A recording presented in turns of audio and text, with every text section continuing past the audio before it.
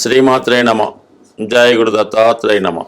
ఈ వీడియోలో మనం జూన్ 6వ తారీఖు వరకు కర్కాటక రాశిలో కుజగ్రహ సంచారం, ఈ అబ్బాయిలు అమ్మాయిల యొక్క వివాహ వ్యవస్థ మీద, అలాగే ఆలస్య వివాహానికి కారణమైనటువంటి ఈ కుజగ్రహం ఈ కర్కాటక రాశిలో ఉండడం వల్ల ఎందుకు వివాహాలు ఆలస్యం అవుతున్నాయి, వివాహ సంబంధాలు కుదరకుండా, ముఖ్యంగా అబ్బాయిలు ఎందుకు వివాహంలో లేట్ అవ్వడం, వారి జీవితంలో సరిగ్గా సెటిల్ అవ్వలేకపోవడానికి కారణమైనటువంటి కుజగ్రహం ప్రస్తుతం కర్కాటక రాశిలో ఈ నెల అంటే ఇంచుమించు జూన్ 6వ తారీఖు వరకు ఆ రాశిలోనే ఉండడం జరుగుతూ ఉంటుంది.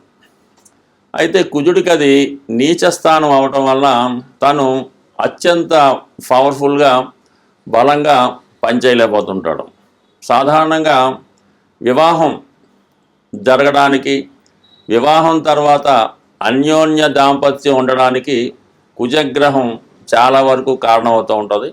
అయితే ఎక్కువగా అమ్మాయిల జాతకంలో కుజుడు భర్త యొక్క స్థాయిని, ఎటువంటి భర్త వస్తాడు, అలాగే జాతకంలో కుజదోషం ఎంతవరకు ఉంటుంది, ఇవన్నీ కూడా ఎస్పెషల్లీ అమ్మాయిల జాతకంలో కుజుడు ఎంత బలంగా ఉంటే వారికి వివాహం అంత తొందరగా అవ్వడం, అలాగే వివాహం తర్వాత కూడా అన్యోన్యంగా ఉండడం, అలాగే తొందరగా సంతానం కలగడానికి కూడా కుజుడే కారణం అవుతుంటాడు.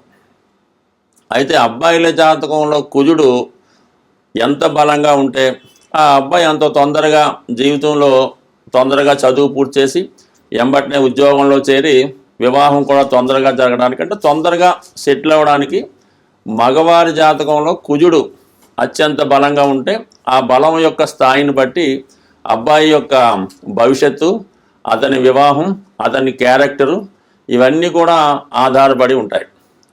మరి అబ్బాయిల జాతకంలో శుక్రుడు కూడా భార్య యొక్క స్థాయిని చెప్పడం జరుగుతూ ఉంటుంది. శుక్రుడు అబ్బాయి జాతకంలో ఎంత బలంగా ఉంటే అంత అందమైనటువంటి, బాగా స్థిరపడినటువంటి మంచి డౌరీతో మంచి భార్య రావడం జరుగుతూ ఉంటుంది. అలాగే శుక్రుడు పాపగ్రహాలతో కలిసి ఉన్న, పాప రాశుల్లో ఉన్నా కూడా వివాహం ఆలస్యం అవడం, తొందరగా జరగకపోవడానికి కూడా కారణం అవుతుంటుంది. అంటే ముఖ్యంగా ఈ శుక్రుడు రవితో కంబస్ట్ అయి ఉన్న, రవికి బాగా దగ్గరగా ఒకే డిగ్రీలో ఉన్నా కూడా వివాహం జరగడం అన్నది చాలా కష్టం అవుతుంటుంది. వివాహం తర్వాత కూడా వివాహ బంధం అన్నది చాలా ఇబ్బంది పెట్టడం కూడా జరుగుతూ ఉంటుంది. అంటే సుమారుగా చెప్పాలంటే ఎక్కువ వివాహ వ్యవస్థ మీద మనం ఎక్కువగా కుజుడినే తీసుకోవడం జరుగుతూ ఉంటుంది. కుజుడు ఉన్న స్థానాలను బట్టి కుజదోషం నిర్ణయించడం జరుగుతుంది. కానీ శుక్రుడు కూడా ఈ వివాహ విషయంలో చాలా ప్రాధాన్యత చూపడం జరుగుతూ ఉంటుంది. అందుకని శుక్రుడికి అలాగే మన కుజుడికి సరైనటువంటి అవగాహన, సరైనటువంటి స్థానాల్లో ఉన్నప్పుడు కూడా ఆ వివాహ వ్యవస్థ చాలా అనుకూలంగా ఉండే అవకాశం ఉంది. ఉదాహరణకి ఎవరి జన్మజాతకంలో అయినా ఈ శుక్ర కుజగ్రహాలు కలిసినప్పుడు వారి జీవితంలో వివాహం తర్వాత ఎంత కొట్లాడుకున్నా తిరిగి మళ్ళా కలుసుకోవడానికి కూడా కారణం అవుతూ ఉంటుంది. అందువల్ల ఏంటంటే ముఖ్యంగా జాతక పరిశీలనలో అమ్మాయిల యొక్క జాతకం చూసినప్పుడు ఆ కుజుడు యొక్క స్థితిని బట్టి, కుజుడు ఉన్నటువంటి స్థానాలు, కుజుడు ఏ గ్రహాలతో కలిసి ఉన్నాడు, పాపగ్రహాల వీక్షణ ఉందా, వీటన్నిటి బట్టి ఎప్పుడు వివాహం అవుతుంది, వివాహం తర్వాత ఏ విధంగా ఉంటుంది, ఏ వైపు నుంచి భర్త వచ్చే అవకాశం ఉన్నది 100% ఈ కుజుడు బట్టి అమ్మాయిల జాతకంలో చెప్పడం జరుగుతూ ఉంటుంది. అలాగే అబ్బాయిల జాతకంలో శుక్రుడు ఉన్న స్థితిని బట్టి అబ్బాయికి ఎప్పుడు వివాహం జరగవచ్చు, వచ్చిన భార్య ఏ విధంగా ఉంటుంది, వివాహం తర్వాత జాతకుడు అదృష్టవంతుడు అవుతాడా, దురదృష్టవంతుడు అవుతాడా అన్నది కూడా అబ్బాయి యొక్క జాతకంలో శుక్రుడిని బట్టి కూడా ఉండడం జరుగుతూ ఉంటుంది. సో ఇప్పుడు మనం ఈ కుజుడు ఇంచుమించుగా మనకి జూన్ 6వ తారీఖు వరకు కర్కాటక రాశిలో సంచరిస్తూ ఎక్కువగా పుష్యమి, ఆశ్లేష నక్షత్రాల మీద ఎక్కువ సంచారం చేయడం జరుగుతుంటుంది. ఈ ప్రభావం వివిధ రాశుల వారి మీద ఏ విధంగా ఉంటుంది, వారు తొందరగా వివాహం జరగాలన్నా, వివాహం జరిగి కూడా ఇబ్బందుల్లో ఉన్న వాళ్ళు ఎటువంటి పరిహారాలు చేసుకోవాలి అన్న విషయాన్ని ఈ వీడియోలో కొద్దిగా డీటెయిల్గా తెలుసుకునే ప్రయత్నం చేద్దాం. స్వస్తి. శ్రీమాత్రే నమః. కన్యా రాశి వారికి లాభస్థానంలో జూన్ 6వ తారీఖు వరకు సంచరిస్తున్నటువంటి కుజుడు ఈ రాశి వారికి ఏ విధంగా సహకరిస్తాడు? ముఖ్యంగా మనం వివాహం కోసం అనుకుంటున్నాం కాబట్టి ఎవరైతే కన్యా రాశిలో ఉన్నటువంటి అమ్మాయిలకి అబ్బాయిలకి వివాహం ఎప్పుడు జరిగే అవకాశం ఉంది, వారి ప్రయత్నం ఏ విధంగా చేస్తే బాగుంటుంది అన్న విషయాన్ని మనం ఈ వీడియోలో పరిశీలిద్దాం. మరి కన్యా రాశి వారికి కుజుడు శత్రుగ్రహం, తృతీయ అష్టమాధిపతిగా ఉన్నటువంటి కుజుడు చాలా వరకు ఈ రాశి వారికి అటు ఉద్యోగ సంబంధించిన విషయాలు, బంధువులకు సంబంధించిన విషయాలు, అలాగే వీళ్ళకి తరచుగా చిన్న చిన్న ప్రమాదాలు లాంటివి కూడా జరుగుతుంటాయి. ఎక్కువ శాతం కుజుడు ఎంతో బలంగా ఉంటేనే తప్ప ఈ కన్యా రాశి వారికి వివాహం ఆలస్యం అవడం, అయినా కూడా ఏదో ఒక సమస్య జీవితాంతం ఉండడం జరుగుతూ ఉంటుంది.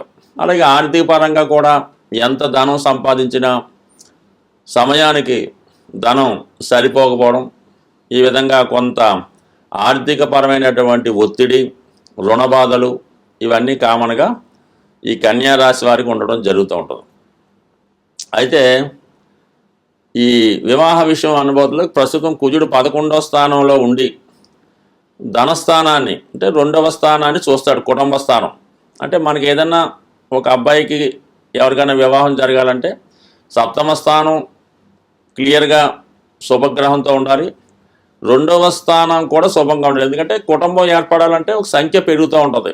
అక్కడ పాపగ్రహాలు ఉన్నప్పుడు కుటుంబంలో ఎవరు రావడానికి ఇష్టపడదు.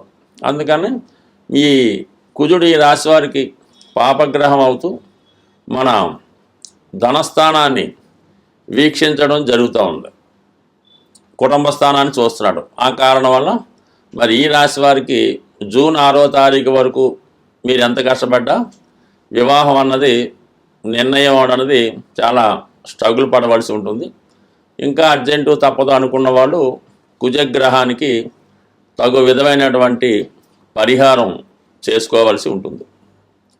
అలాగే మరి ఈ కుజుడు లాభస్థానంలో ఉండడం వల్ల ఉద్యోగ ప్రయత్నాలు చాలా వరకు ఈ రాశి వారికి ఫలిస్తాయి. అలాగే ఏదైనా స్థిరాస్తి సంబంధించిన వ్యవహారాల్లో, ఆస్తి పంపకాల విషయాలు, అన్నదమ్ముడు అక్క చెల్లెల దగ్గర నుంచి రావాల్సినటువంటి ధనం అవ్వచ్చు, స్థిరాస్తి అవ్వచ్చు.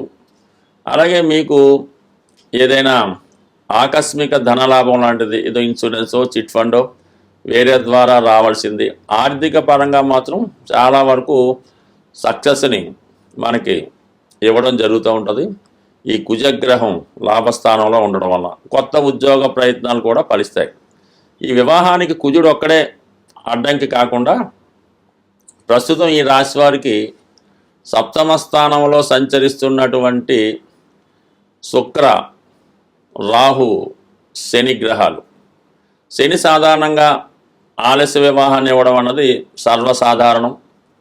ఒకవేళ తొందరపడి అంటే తన ఎప్పుడు మనకి ఈ శని భగవానుడు 35వ సంవత్సరం వచ్చేదాకా అంటే జన్మజాతకంలో ఉన్నప్పుడు, అది జన్మజాతకంలో సప్తమ స్థానంలో శని ఉంటే కొంతమందికి అప్పట్లో 26 అయిపోయేది, ఇప్పుడు అది 35 దాకా మారింది అన్నమాట. అంటే 35వ సంవత్సరం వచ్చేదాకా కూడా ఏదో ఒక అడ్డంకి వివాహానికి ఏర్పడుతూ ఉంటుంది. ఒకవేళ అయినా కూడా ఇబ్బంది కలుగుతూ ఉంటుంది. ఇప్పుడు గోచారీత్యా రాబోయే 2.5 సంవత్సరాల్లో సప్తమంలో ఉన్నటువంటి శని కూడా మన కన్యా రాశి వారికి వివాహానికి లేట్ అవ్వడం జరుగుతుంది. ఒకవేళ వివాహంకి జరిగినా మీకన్నా వయసులో కొద్దిగా పెద్దదైన అమ్మాయి రావచ్చు, లేదంటే ఒక చిన్నగా బాగా మీకన్నా 10 సంవత్సరాలు చిన్న అమ్మాయి రావచ్చు, లేదంటే ఒక 3-4 సంవత్సరాలు పెద్ద అమ్మాయి రావచ్చు, లేదంటే ఒక హెల్త్ పరమైనటువంటి ఇబ్బంది, చూడటానికి కొద్దిగా ఇబ్బందికరంగా ఉండే అమ్మాయి కానీ అబ్బాయి కానీ రావచ్చు. అయితే ఉద్యోగం చేసే భార్య కానీ భర్త కానీ వచ్చే అవకాశం ఉంటుంది. వివాహం తర్వాత మాత్రం బంధం చాలా గట్టిగా ఉంటుంది. శని ఎప్పుడు వివాహాన్ని ఆలస్యం చేస్తాడు, దాని తర్వాత బంధాన్ని గట్టిగా పెడతాడు. మరి ఈ కారణం వల్ల మీరు మరి కుజుడి యొక్క లాభస్థానంలో ఉండడం వల్ల చాలా వరకు గట్టి ప్రయత్నం చేస్తే తప్ప వివాహం జరిగే అంటే వివాహం జరగడంటే లేట్ అవుద్ది, అసలు అవ్వకపోవడం కాదు, వివాహం ఆలస్యం అయ్యే అవకాశం ఉంది. తగు విధంగా పరిహారం చేసుకుంటే కంపల్సరిగా ప్రతిదానికి కూడా పరిష్కారం ఉంటుంది. స్వస్తి.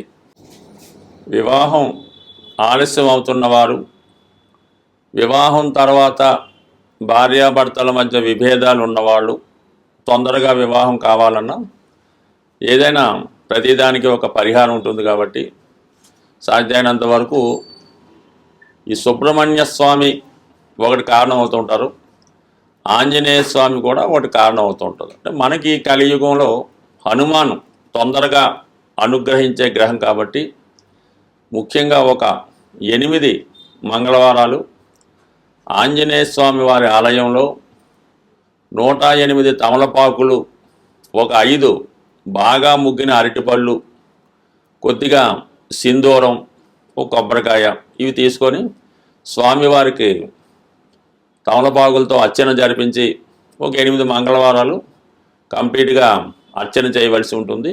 మధ్యలో ఏదైనా ఆటంకం వస్తే దాన్ని కంటిన్యూ చేసుకోవచ్చు. అయితే ముఖ్యంగా స్త్రీలు వేకువజామునే లేచి ఈ స్నానం చేసేటప్పుడు ఆ నీళ్ళలో కొద్దిగా పసుపు కలిపి మంగళ స్నానం చేసిందాగా తలక స్నానం అది చేయవలసి ఉంటుంది. సాంప్రదాయ దుస్తులు ధరించవలసి ఉంటుంది. కంపల్సరిగా గాజులు అంటే మట్టి గాజులు, దాన్ని గాజులు అంటారు. 2 చేతులకు కూడా కనీసం ఒక చేతికి 8, ఒక చేతికి 8, అది ఎరుపు రంగు అయితే వెరీ బెటరు, ఆకుపచ్చ రంగు అయినా పర్వాలేదు. ఈ విధంగా వాళ్ళు సాంప్రదాయ దుస్తులతో సాంప్రదాయంగా ఈ పసుపు కలిపినటువంటి నీటితో స్నానం చేసి వాళ్ళు ఈ 8 మంగళవారాలు కంప్లీట్ చేయవలసి ఉంటుంది. మగపిల్లలు కూడా ఇంచుమించుగా సాంప్రదాయ దుస్తులతోనే చేయాలి. ఆ మంగళవారం కంపల్సరీగా నియమంగా ఉండాలి. ఆ ఒక్కరోజు మామూలుగా భూమి మీద సాపేసుకొని తలగడేసుకొని దుప్పటితో కప్పుకోవచ్చు. మన మంచం మీద కాకుండా విడిగా సెపరేట్గా పడుకొని ఈ 8 వారాలు పూర్తి చేయడం వల్ల కంపల్సరీగా 8వ వారం అవ్వకుండానే వివాహం జరిగే అవకాశం ఉంటుంది. ఇంకా ఈ సమయంలో ఏంటంటే ఏదైనా కొంతమంది వివాహం అయినటువంటి ముత్తైదువులంటి స్త్రీలకి ఏదైనా పలహారం ఇవ్వడం, వారికి కందిపప్పుతో ఉన్నటువంటి కలిపినటువంటి భోజనం అంటే అన్నీ ఉంటాయి, దాంతోపాటు కందిపప్పు కూడా కంపల్సరీగా ఉండడం, ఈ విధంగా చేయవలసి ఉంటుంది. కంపల్సరీగా 8 మంగళవారాలు ఆంజనేయ స్వామి తమలపాకులు పూజ చేస్తే 100% ఈ వివాహానికి ఎక్కడున్నా స్వామి ఆ వివాహ సంబంధం కలిపే అవకాశం ఉంటుంది. సరే, ఇది కొంతవరకు ఉంది. కొంతమంది ఈ మంగళవారం రోజు చీమలకి పంచదార బియ్యం పిండి ఆహారంగా వేయటం వల్ల, లేదంటే చెరువులో ఈ నదుల్లో ఉన్నటువంటి చేపలకి ఆహారంగా ఏదైనా బిస్కెట్లో పేలాలో అవి వేయడం వల్ల అనేక రకాలు పరిహారాలు ఉంటాయి. ఇవి తొందరగా శీఘ్రంగా పరిహారం జరుగుతూ ఉంటుంది. కాబట్టి ఈ హనుమాన్ చాలీసా పారాయణ చేయడం వల్ల కూడా వివాహం అవుతుంది. సుందరకాండ